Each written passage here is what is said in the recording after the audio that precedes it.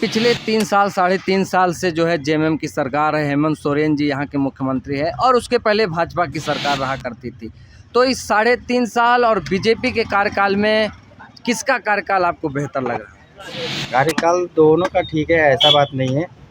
ये भी सरकार जो आई है ये भी काम कर रही है, लेकिन इसमें अवैध काम बहुत ज़्यादा हो रही है। अवैध काम बहुत हो रही है। जैसे कि आपका देख लीजिए ना, बालू का खनन हो रहा है, कोयला चोरी बढ़ा हुआ है। ये सब बीजेपी की सरकार में तो ऐसा नहीं था।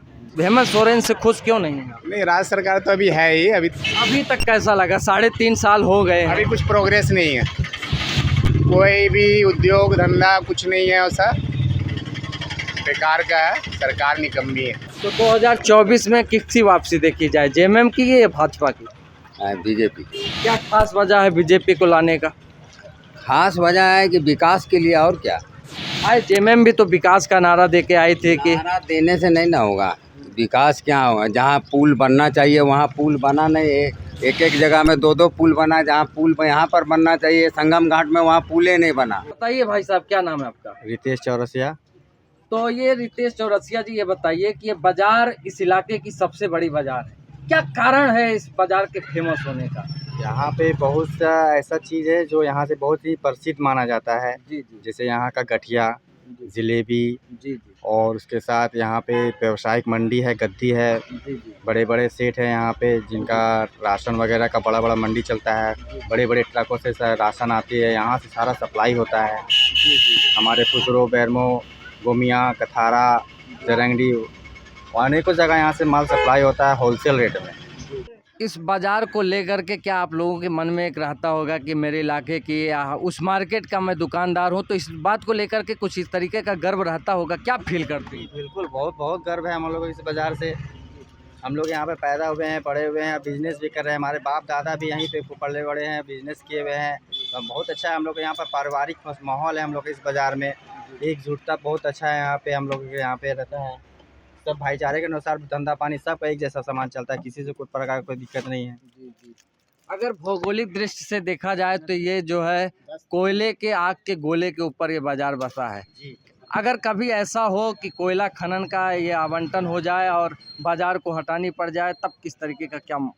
ऐसा तो खैर है यहाँ पे तो कोयला पूरा, जिसमें हम लोग भी रह रहे हैं यहाँ भी बहुत कोयला है।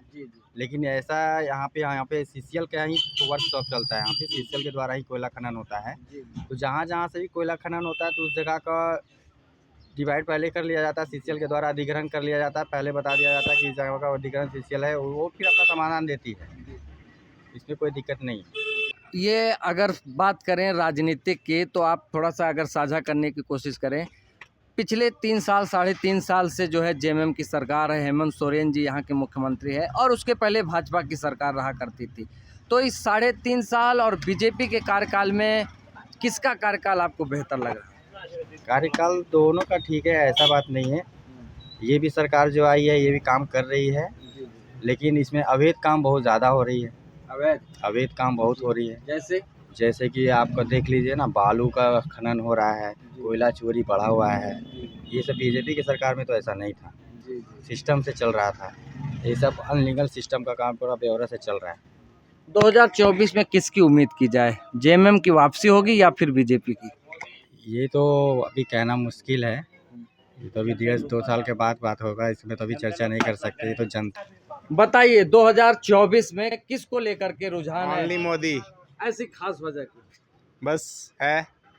तब भी कोई कारण होगा, जेएमएम हेमंत सोरेन से खुश क्यों नहीं है? नहीं, राज्य सरकार तो अभी है ही। अभी तो केंद्र सरकार का बात हो रहा है ना, तो फिलहाल तो मोदी आएगा। 24 में विधानसभा का भी चुनाव है जी। ठीक है, उसके बारे में तो बाद में देखते हैं, पहले मोदी देखेंगे। पहले मोदी को। तो विधानसभा में भी तो मोदी का कुछ ना कुछ हाँ, रहेगा ही, सहयोग तो रहेगा ही। और अगर हेमंत सरकार का काम अच्छा होगा तो फिर देखा जाएगा।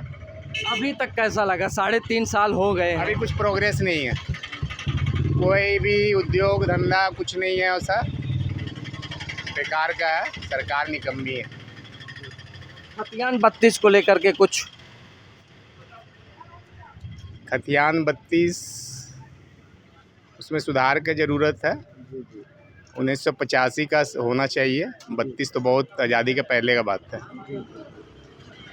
इस वो नहीं हो मार्केट को पाएगा। लेकर के आप क्या कहेंगे?